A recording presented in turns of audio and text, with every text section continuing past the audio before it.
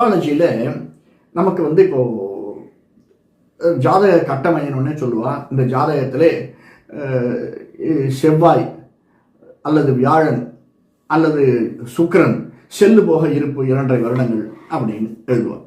இப்போது அது எப்படின்னு அர்த்தம், ப்ரீவியஸ் பர்த்தினுடைய கண்டினியூட்டி தான் நம்முடைய சனாதன தர்மத்தில் நம்ம கொள்வது. அந்த கண்டினியூட்டி இருக்குது.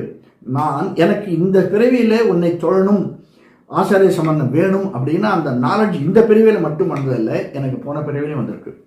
அந்த முன்னம் வந்ததை நான் கண்டினியூ பண்ணல. கண்டினியூ பண்ணியிருந்து சரணாகதி பண்ணியிருந்தேன்னு வச்சுக்கோங்க. நான் சரணாகதி பண்ணியிருந்தேன் அப்படின்னா, பிரபத்தி பண்ணியிருந்தேன்னா நான் அந்த பிறவி வந்திருக்க மாட்டேன். முன்னம், அதற்கு முன்னம் இந்த திருதராஷ்டிரன்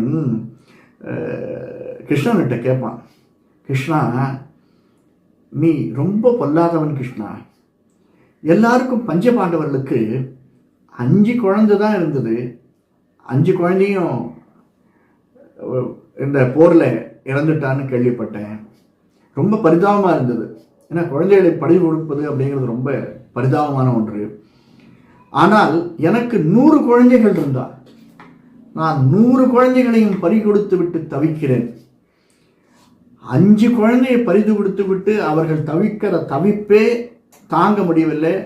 இந்த சஞ்சயம் சொல்கிறதும் மற்றவா புலம்புறதும் எனக்கு கேட்க முடியல.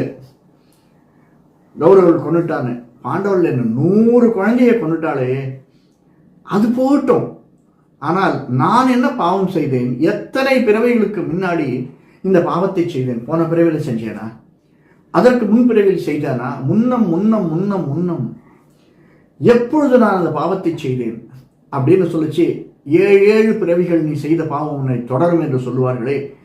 இந்த எனக்கு முன்னாடியே சொல்லிட்டு போயிட்டார். யார்? என்னுடைய குலகுரு ஒருத்தர் வந்திருந்தார்.